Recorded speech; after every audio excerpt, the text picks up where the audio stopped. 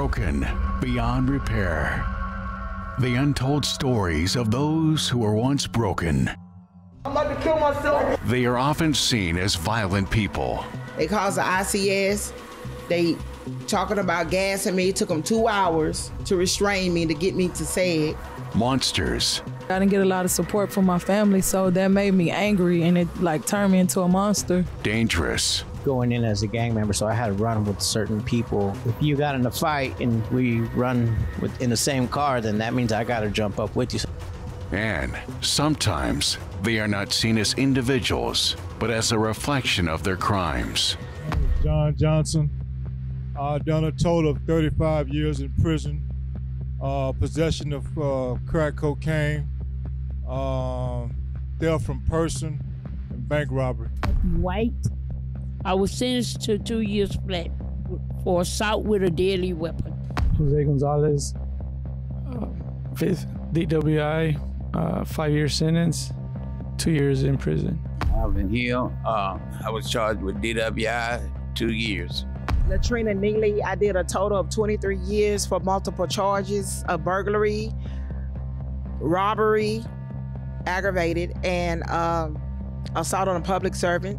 My name is Anthony Garcia. I've done a total of 13 years for multiple gun charges, assault and battery charges, stolen cars. Chandra Haynes, I got a robbery over a motor vehicle, assault on a police officer, and I did a total of 8 years on all those.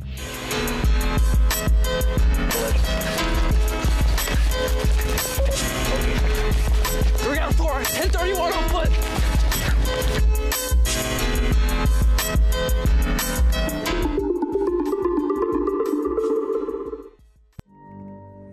Studies show that 83% of released prisoners are rearrested within a decade. That rate of recidivism is bad for society and for the individuals who are trapped in a cycle of bad decisions and awful consequences. I got tired, I got fed up, and I gave up on myself. Did you want to change? What was your dream inside of prison? To not go back, to be a part of my children's lives, and to be a better person, and it just never worked out that way. Life in prison was miserable. It's miserable. I seen so much. Ooh, seen people cut themselves. I seen them laying out there cut up on the sidewalk. I seen riots, seen fights, seen it all. Yes, I've been having drinking problems since I was a teenager.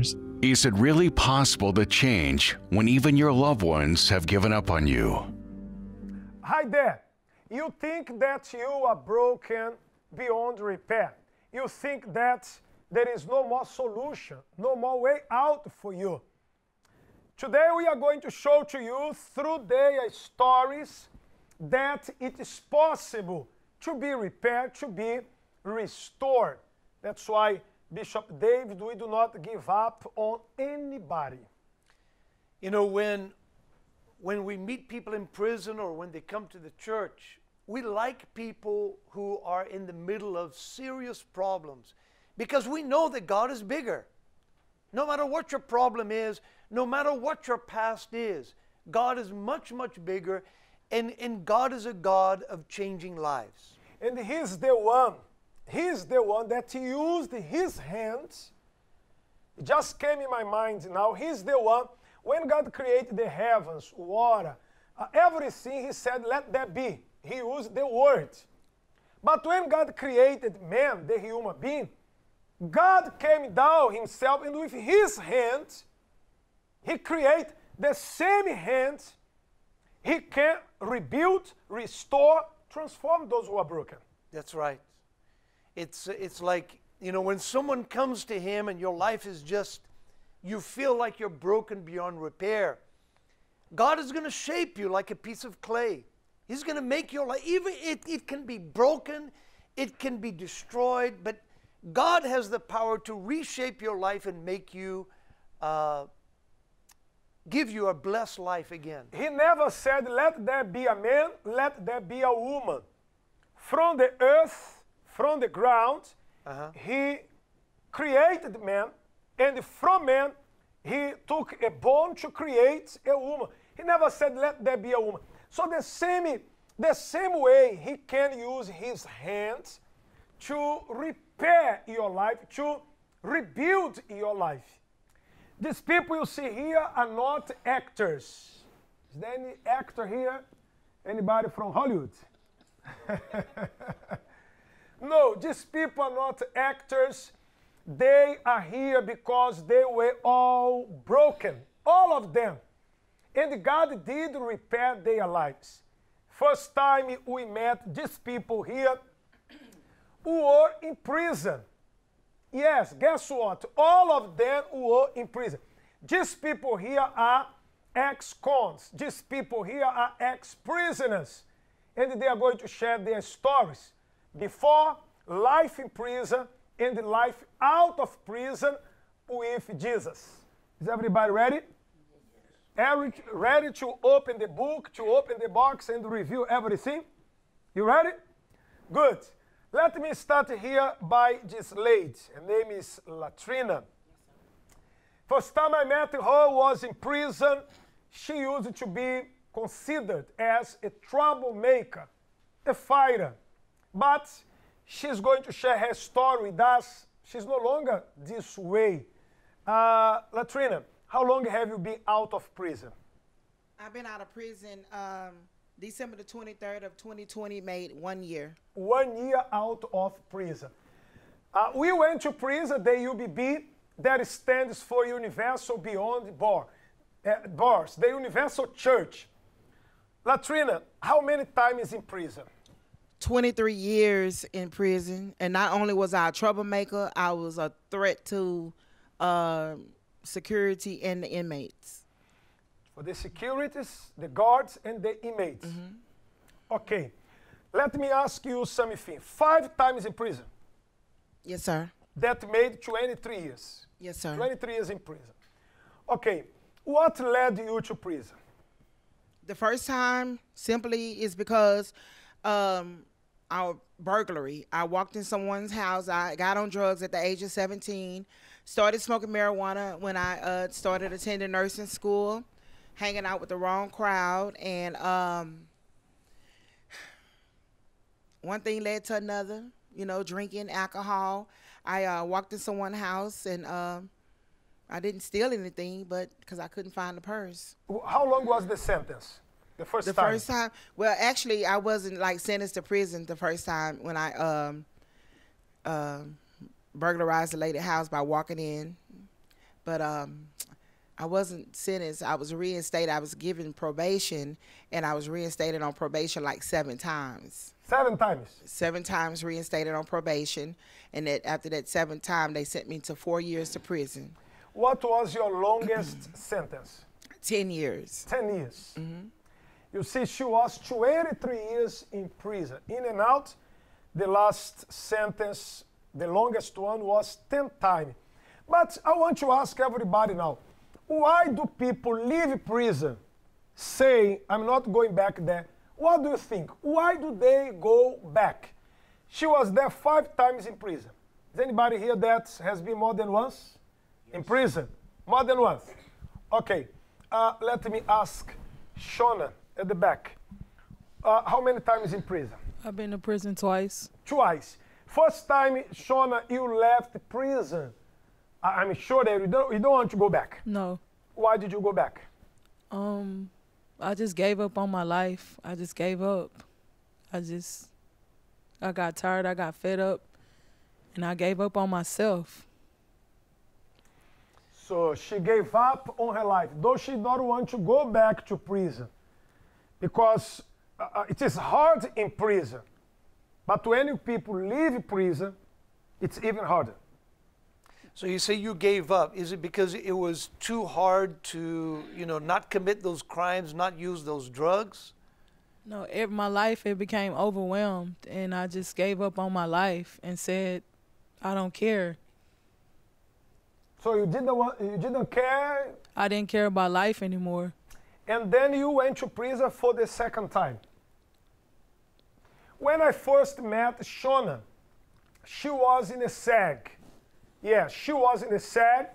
she had a fight, but I myself, I went down to the SAG to pray for her. Do you remember that day? Yes, I remember. And you were fighting everybody, inmates, security, even myself. Yes. Even myself, she was ready to fight. She didn't want to talk to you? No. You I came threw a up, shoe you're at trying him. to talk to her. She started, What you did you said do? she started I cursing took off at my you. shoe and I threw it at you. And I asked you to leave me alone.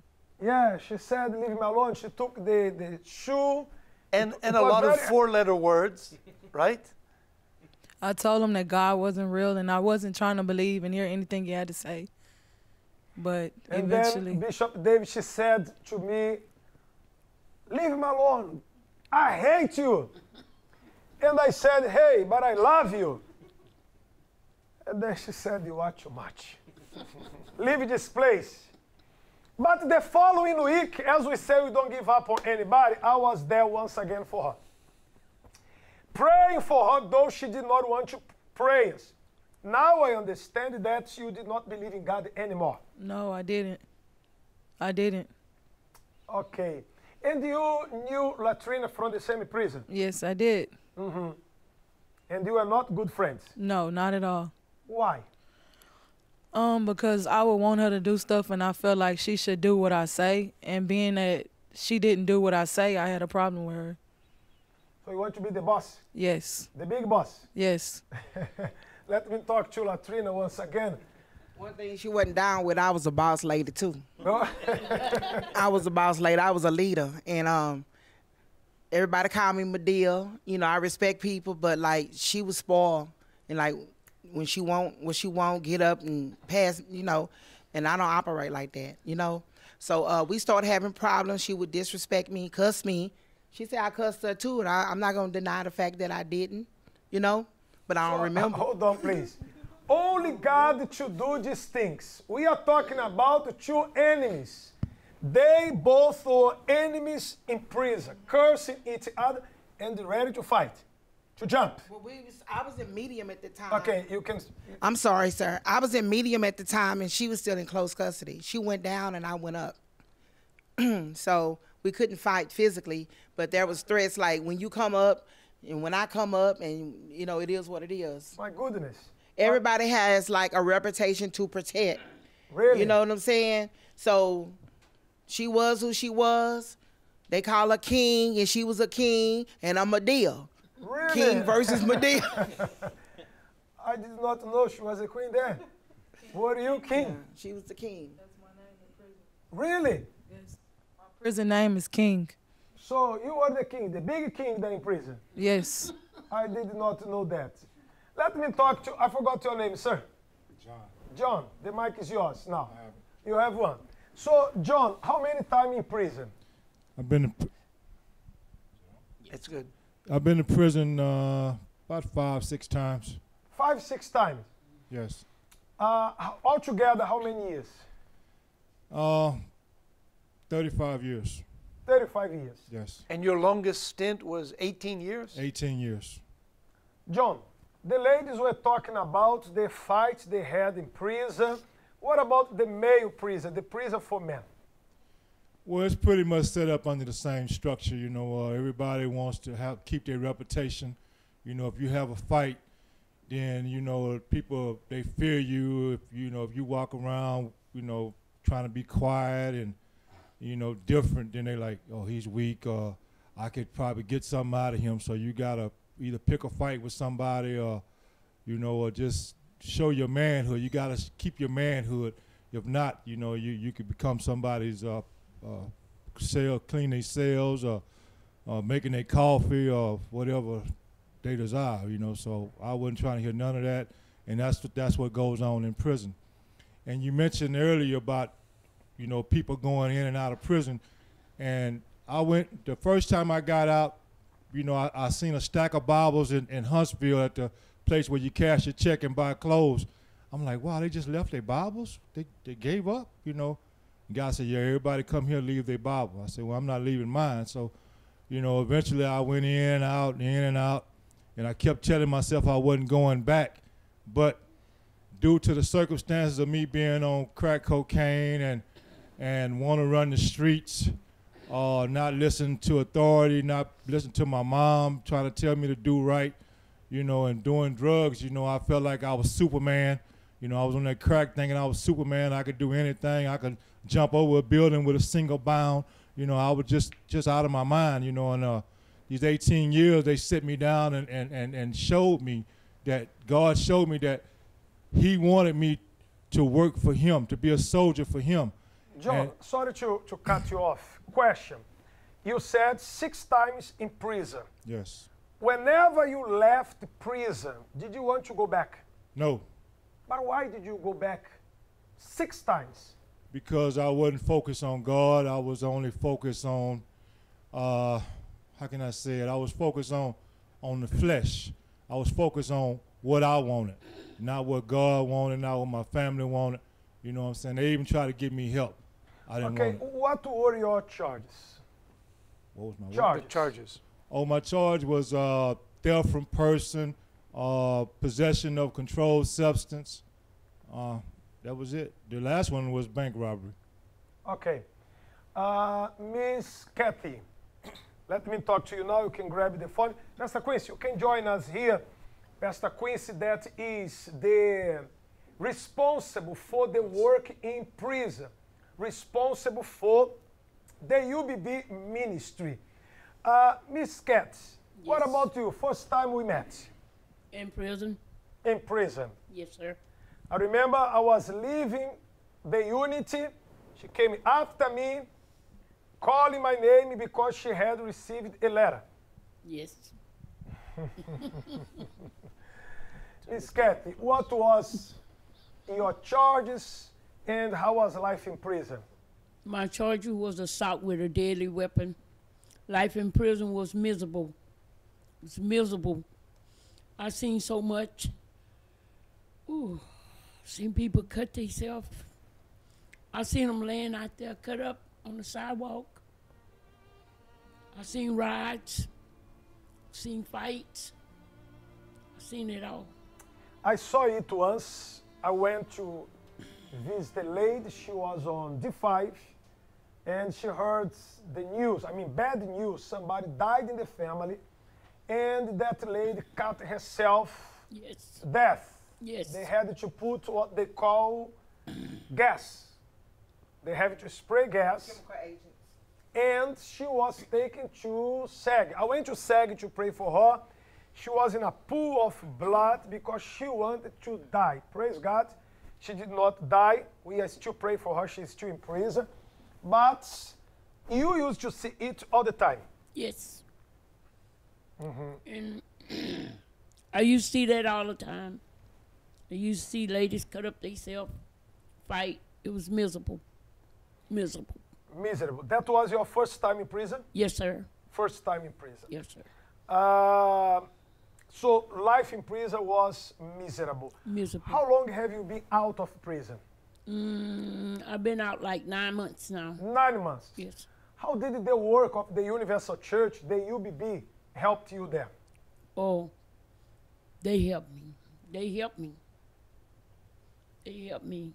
And UBB is still helping me by grace. Like how did the classes, the communication with the letters helped you? It helped me real good, real good. It opened up my eyes, let me realize and see that it was somebody out there for me. Were you getting letters from anybody else? No, I wasn't. So UBB was the only one writing to you? UBB was the only one writing to me. And by the way, we have some letters here of the ex-prison. You can bring the whole box to put it here because we wish to communicate with these people through letters. And through these letters, you can place it here, please. Through these letters, Bishop David, we are able, we have another box. Through these letters, we were able to counsel them because the time in prison is very, very, very short. Pastor Quincy, you can have a seat, please. Time in prison, our time in prison, the time for the class, for the service, is not enough.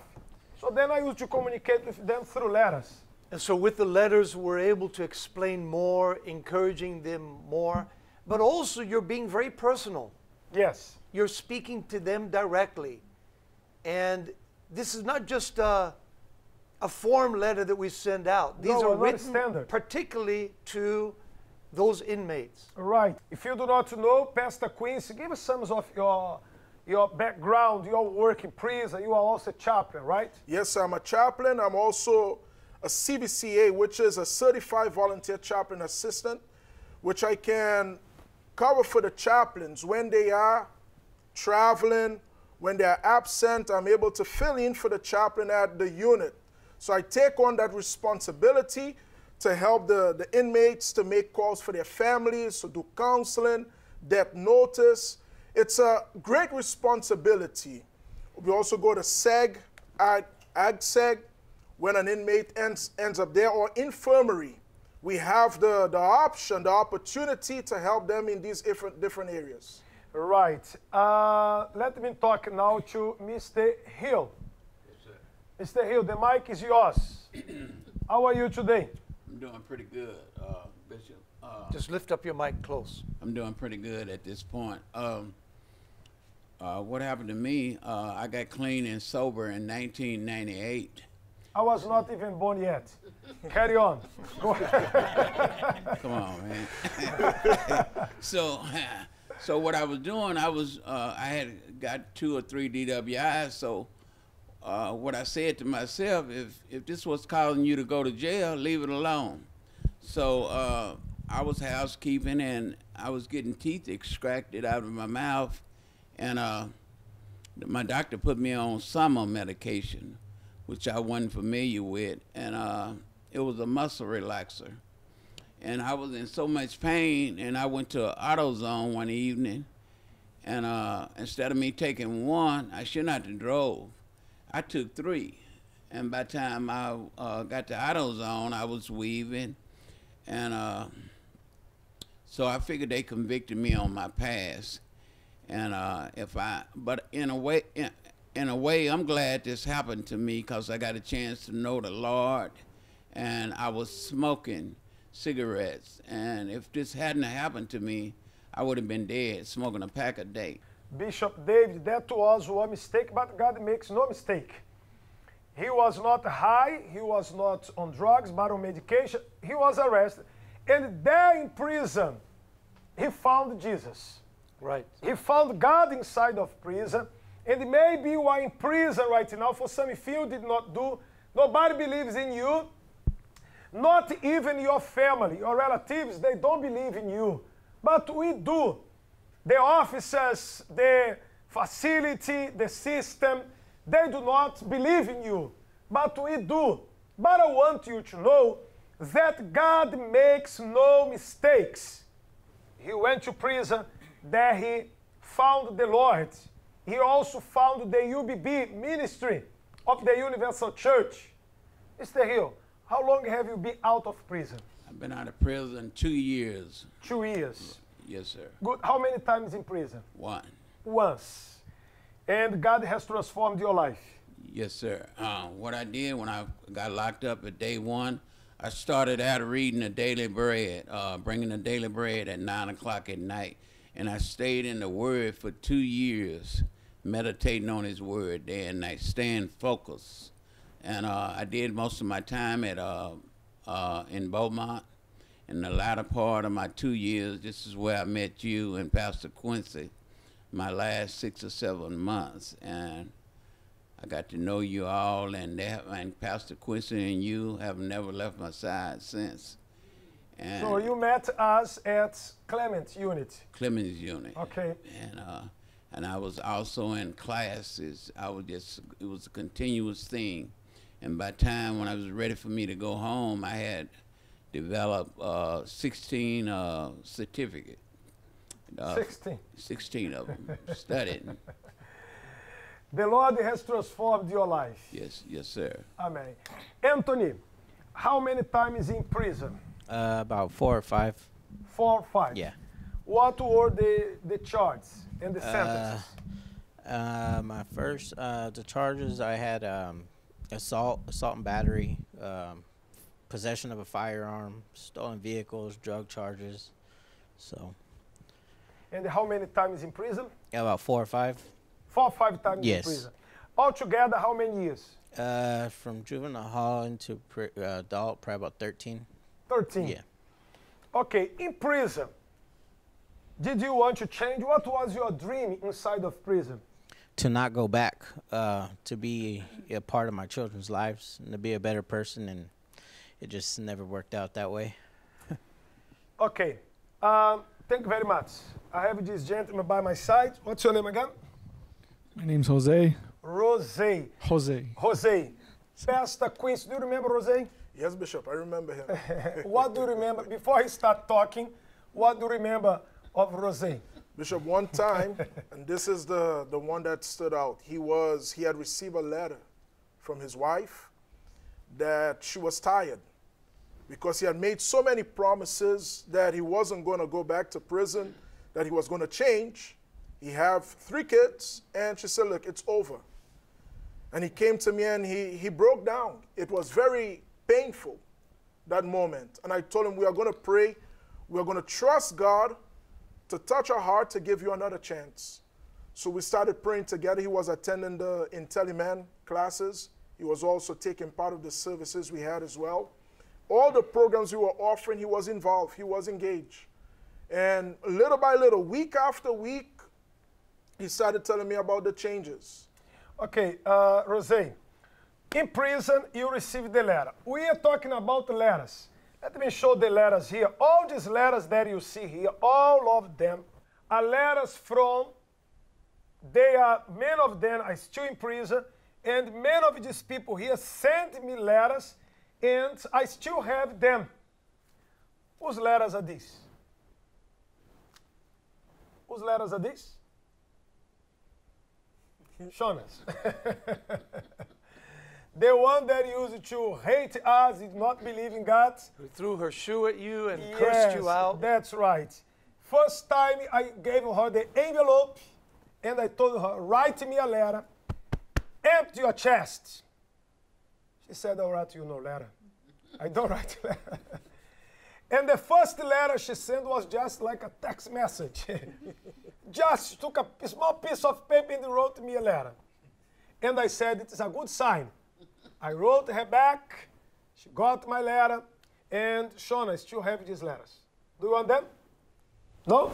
I want you to keep them. I will. And keep and pray as a testimony. But, Rosé, you received the letter not from us, but from your wife, saying that the marriage was over. Yeah, well, I mean, the pain was very real, and I mean, I saw it coming. It wasn't my first time in prison.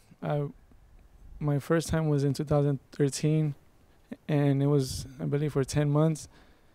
And my sentence was 2 years. I did 10 months, and the problem was, as soon as I came out, I got too comfortable, started doing the same things little by, it starts off with 1 beer, and then a month, like after that, 2 beers, and then slowly but surely I went back to the same amount of drinking that led me to prison. So you had a drinking problem? Yes, I've been having a drinking problem since I was a teenager, 16, 17 years old. 16, 17. So because of alcohol, you went to prison. What was the problem? Yes, was it DUI? DWI, 4th led me to prison, and then my second time for the 5th time led me to prison again in 2018 for 5 years, and this time I did 2 years. You still remember the day you received the letter from your family? Was it the wife? Yes, sir. Your wife said it's over, the family is over, the marriage is over. Still remember that day when you opened the envelope, you were there in prison, you opened that envelope. Still remember that day? Oh yes, of course. It was like something that I'd opened up in the morning, 2 days in the morning, and it was, the pain, suffering was just continuation of the past that I've been through. And it was, you know, the first thing I wanted to do is, of course, be with my family, but first thing that I felt that I needed was the Lord in my life, you know, because I've been in prison before, jail time before, but, you know, I thought to myself, you know, something's missing, you know, it's... So to change, something was missing, and you found out that was Jesus. Yes. Pastor Quincy, you still remember, as you said, when he came to you, Sir. because of that letter, he cried, he was desperate. He was desperate, Bishop. And I made a challenge with him. I told him, I said, look, the only way for this to change, you have to give yourself 100% to God. Because he told me, I'm struggling with my faith. He said, I'm struggling with my faith. I believe, but I still have that struggle. And I made a challenge with him. Right. He accepted the challenge. He started reading his Bible more. He even got baptized in water. While he was there in prison, he got baptized. He gave his life. And he was determined, I'm not going to do this anymore. There are people in prison that never change, right? Yes, Bishop. Though we give the word, the same opportunity we gave to these people, but it's about choice. Yes, sir. It's about choice. You decide where you are going to be, how you are going to be, if you are going to change or not. Though we don't give up on anybody. No one. But if a person does not want change, does prison change anybody's life? No, Bishop. I ask you, my friends, in prison, you became better or worse? Huh? Better than you were or you worse? Worse. Let Anthony talk here. Let me give it to Anthony. What do you mean, Anthony? Worse. What happened there inside? Well, inside it's a whole, you know, it's really different. You know, and there, me going in as a gang member, so I had to run with certain people, you know, and it was, you know, if you got in a fight and we run in the same car, then that means I got to jump up with you. So I don't know how your day is. Right. I know how my day is, you know, and so it's just like if you wake up one day and you're not having a good day and you feel like you want to go and, you know, beat up a cop or something, well, hey, then everybody that's, you know, running with each other, we all got to do the same thing. Right. Shona, you said that you became worse in prison. What happened? Well, I didn't get a lot of commissary. I didn't get a lot of support from my family, so that made me angry, and it, like, turned me into a monster. A monster? Yes. How was that monster? The monster was angry all the time. So, were you the king or the monster? I was king monster. King monster. Yes. There you go. So, prison made you to be worse. Yes, it did. Bishop David, we are not here criticizing the system. I know that in every area in life, there are good and bad people. Right. There are good doctors, bad doctors. Mm-hmm. Good lawyers, bad lawyers. Good pastors, bishops, bad pastors, bad bishops. There are good officers, bad officers. We are not criticizing the system, but we are talking about the environment when a person is inside of this environment. Because you people are sharing the cell with always strangers, always changing the inmates. Always you had somebody different there. And when these people, you not because you were always... I put them out. you always fighting. She used to be alone. Shona was alone, always in SAG. Close custody. But most of the time they mixed around with people that were even worse than they. Right. Have a worse background than theirs. So they learned to be worse criminals Yeah. inside. They came out even worse than they went in. And you know, in that environment, you know, you're putting a bunch of criminals together, and then you have guards who are, you know, have to they're trying to deal with these, some of them violent people. So it's survival. Yes. Everyone's fighting for survival. Nobody wants to die. Nobody wants to be beat up. And you know, whenever I go inside of prison, Pastor Queen says, well, in the group UBB, we always use to anoint ourselves with the holy oil and pray for protection. Because we never knew what we would expect then, what would happen. Fights, people trying to manipulate, people trying to jump. That was, you people know what I'm talking about. Can I say something? Yes, the mic is yours. When I this last time I went to prison, I was like really trying to do right, but I was innocent. I mean, all the other 4 times I went, I was guilty, but this last time, I didn't assault the public servant. So they had me at N1, the unit right down the street from Hobby. Right. So I'm trying to like do everything I can possible to make that first parole, and then what I was doing, sitting on the bed, talking to one of my friends. And it was just a casual conversation to an older lady, and the officer walked in. I was out of place. So when she caught me out of place, she was like, Neely, you just got an out of place case. I'm like, ma'am, I'm looking for my nitro. I lied. I said, I'm looking for my nitro. She said, you just still got a place. And one thing led to another. They caused the ICS. They talking about gassing me. It took them 2 hours to restrain me, to get me to say it. But I caught like about 12 cases that night that led me to Hobby Unit. 12 cases. 12 cases in one night that led me. So only the power of God to change people like this. Only the power of God, because this is all that they need to do. I mean, they know how to do. They don't know how to do anything else. You know, she was trying to do everything right. You're trying to get out. Really? And then a small incident turned into something, a disaster. But you couldn't control yourself. When you got angry, that was it. You'd start hitting anyone, doing whatever you had to do, right? No, the lieutenant was like, turn around and tell me, let me put the handcuffs on. I told him to turn around, let me put them on you. You did. I'm like, you know, so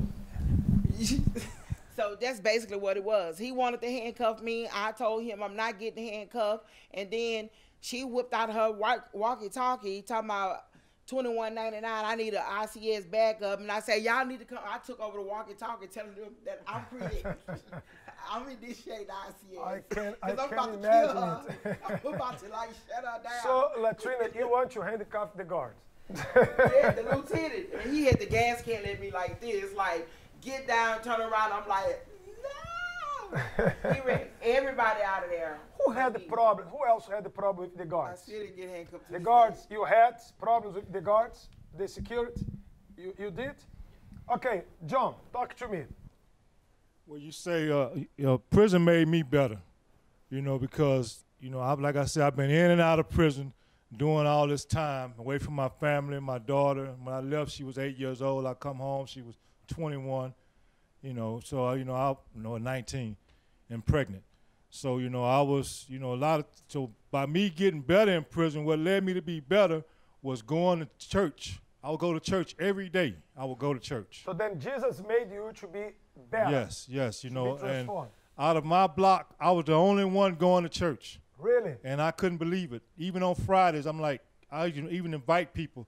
I used to say, Shabbat Shalom, come on, let's go to church. They said, no, we're watching TV. So I would go to church. And to show you how good God is, when I first got locked up, I asked God to please give me immediate release. So all that time, the 18 years, he gave me immediate release. And I'm supposed to still been in prison till February 2021. But he let me come home in 2018. Amen. The Lord has transformed his life. Now I want to know how people are. What has God done in your life? John, in prison, how many years in prison? 18 this last time. Okay, altogether? 35. 35 years. What did you miss in prison? Like children growing up, gatherings of the family. What did you lose in prison? Well, I lost a lot of respect. Lost a lot of how can I say personal interaction with my family members. Weddings, funerals, birthdays. you know, just good times. You know, I missed all that, you know, just by doing what I wanted to do and letting the devil control me. And, you know, and I had to get control of my life. I had to What get has it back. the Lord done in your life? Well, he blessed me to come home 2 years earlier. He took me off of crack cocaine. You know, I have money in the bank. I don't want for anything. You know, I'm grateful. You know, I got to work on humbling myself. But other than that, you know, God the Lord has transformed your life. He's transformed my life immensely. Amen. Shona, what did you miss in prison? The most I miss, like, my nieces, I miss them growing up. I miss my mom, like, getting older, watching and seeing her getting older. Like, because when I left, she was so young. And I come back and she's looking old, and I'm like, whoa. It's scary for me because I'm like, I don't know you no more. And that's what I miss the most. When you came out of prison, how did UBB help you in prison? Well, UBB came to pick me up from prison. UBB wrote me while I was in prison. UBB was my whole support system. And without them, I don't think I would have made it. Amen. How are you feeling since you came out of prison? What has God done for you? Well, I have a relationship with God. I have a foundation with God. And that's my foundation. Right. Anthony, what did you miss in prison? What I miss the most was my children growing up. All my kids, most of their lives. Yeah, that's what I miss the most. Okay, what did God do in your life since you came out of prison? God has transformed my life a lot. Like, I'm married. This is my wife here. You know, I got a relationship with my oldest son, you know, and still working on my other kids. But yeah, we're blessed, you know. What about the cravings, addictions? No, I don't got nothing, no addictions, no, I've been clean 2-3 years already. No addiction, no cravings. Okay, let me ask your wife. How is Anthony? The wife is the witness. He came back better, Bishop. The reason is because when he was going to be sentenced to 14 years. And so at that time I was very upset, you know, because that was a big chunk of our life, 14 years in prison. And I felt alone. I felt neglected. He left us here, and I had to take care of all the kids and all of these things. But him today is completely different. We're blessed. We have a blessed marriage. We're able to purchase a house. You know, we have vehicles, and we're doing great, Bishop. Amen. Jose, how is life? What did you miss in prison? Well, of course, being away from my children.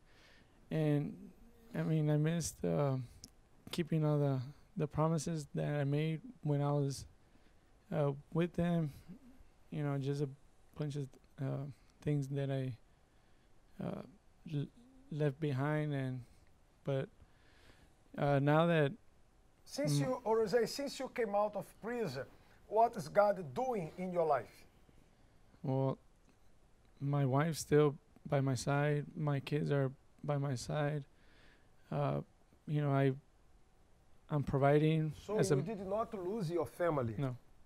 No, and as a matter of fact, right now at the end of this month, we're gonna buy our first home together. Yeah, it's our first time. How many years married? 9. 9 years married. 9 years. Now you are going to buy your first home. Yes, first home for our kids. Rosel, do people see the difference in you? Like the family members, the in-laws, the parents? Yes, my aunts, my uncles, my parents, my sisters, they all see a big difference now than before when I went to prison for the first time. But this time they do see. You, Rosé? Yeah. No drinking. Oh, no. No more drinking? Yeah. No drinking and driving. None of that, sir.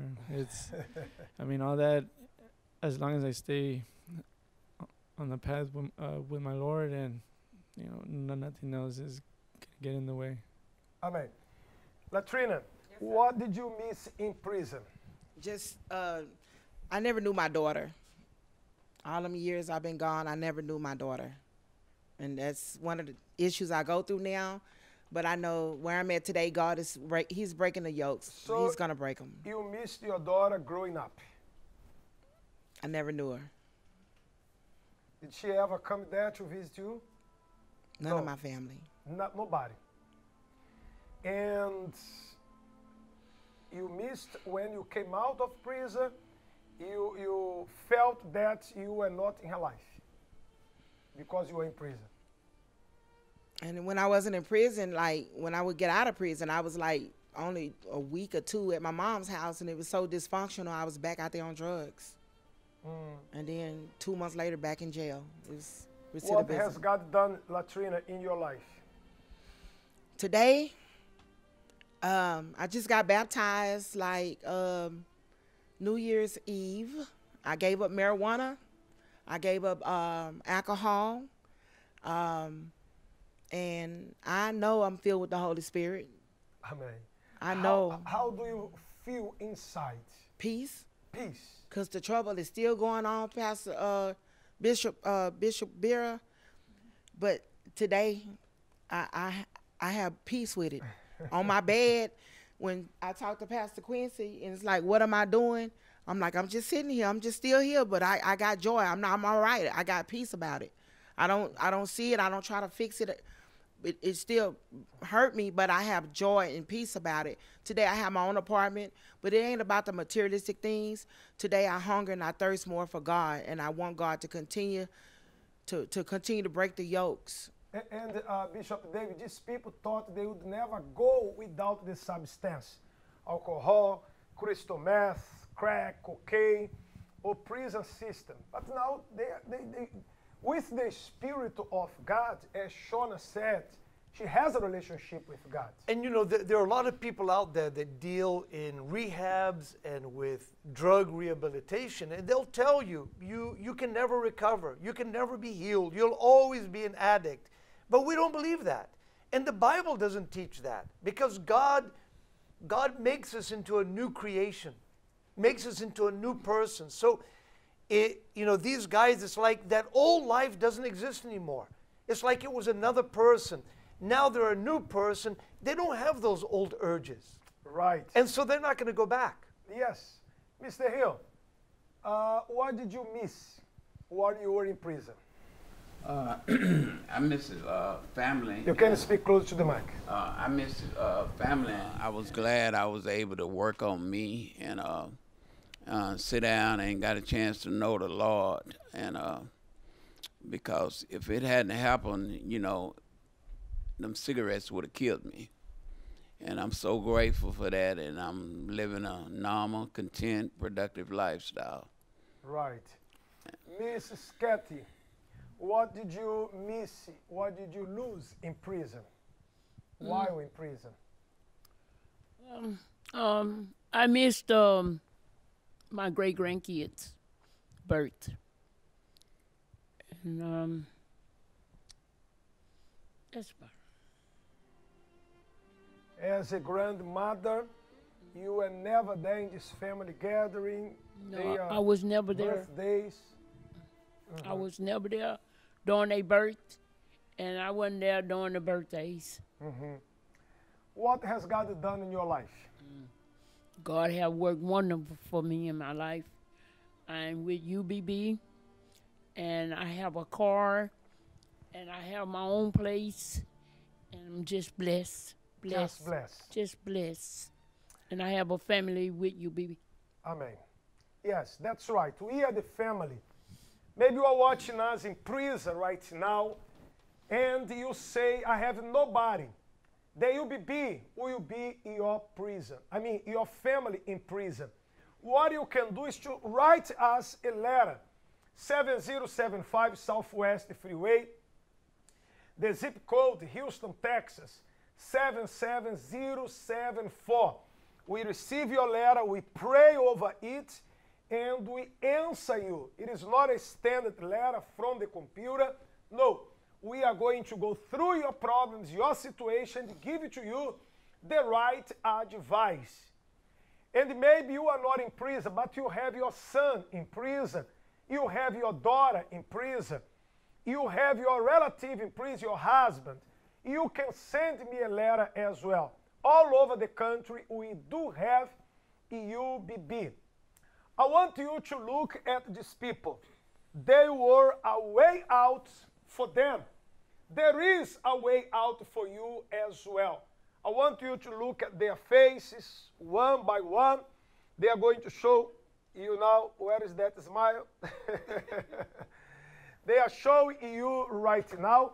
And yes, you can be transformed like these people as well. God has transformed their lives. That is Shona, Latrina. Now you see Anthony and Rosé. So, God has transformed their lives. He wants to transform yours as well.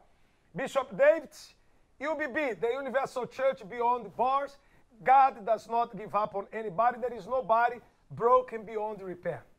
That's right. For us, it's a privilege to be able to come into the prisons and work with inmates because we believe in them. We believe that they have potential. We believe that they can be transformed. Not because we are so smart, but because our God is so big. There is no impossible case for God. No impossible case. God did it for them. He's going to do for you as well.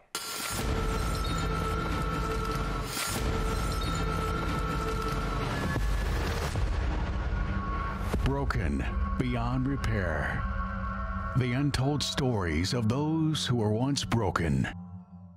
The Universal Church does not discriminate against anyone based on the wrong decisions and actions that led them to be behind bars. I got to know you all, and Pastor Quincy and you have never left my side since. It helped me real good, real good. It opened up my eyes, let me realize and see that it was somebody out there for me. UBB came to pick me up from prison. UBB visited me while I was in prison. UBB wrote me while I was in prison. UBB was my whole support system. And without them, I don't think I would have made it. The Universal Church aims to reach all those who need spiritual help, and this mission has been carried out in different prisons in the United States and the world. Watch now how the lives of these ex-convicts were transformed through the work of the Universal Church. My wife's still by my side. My kids are by my side. Right now, at the end of this month, we're gonna buy our first home. My aunts, my uncles, my parents, my sisters, they all see a big difference now than before when I went to prison for the first time. I just got baptized like New Year's Eve. I gave up marijuana. I gave up alcohol. And I know I'm filled with the Holy Spirit. Today, I have peace with it. Today, I have my own apartment, but it ain't about the materialistic things. Today, I hunger and I thirst more for God, and I want God to continue to break the yokes. I was glad I was able to work on me and sit down and got a chance to know the Lord. And because if it hadn't happened, you know, them cigarettes would have killed me. And I'm so grateful for that, and I'm living a normal, content, productive lifestyle. God has transformed my life a lot. Like, I'm married. This is my wife here. You know, I got a relationship with my oldest son. No addictions. No. I've been clean 2-3 years already. So no addiction, no cravings. Okay, let me ask your wife. How is Anthony? The wife is the witness. Him today is completely different. We're blessed. We have a blessed marriage. We're able to purchase a house. You know, we have vehicles, and we're doing great, Bishop. God have worked wonderful for me in my life. I'm with UBB, and I have a car, and I have my own place, and I'm just blessed. Just blessed. Just blessed. And I have a family with UBB. Well, I have a relationship with God. I have a foundation with God. And that's my foundation. These ex-convicts have received help inside and outside the prison. The Universal Church is committed to helping the inmates on their walk with God and follows up with their daily challenges.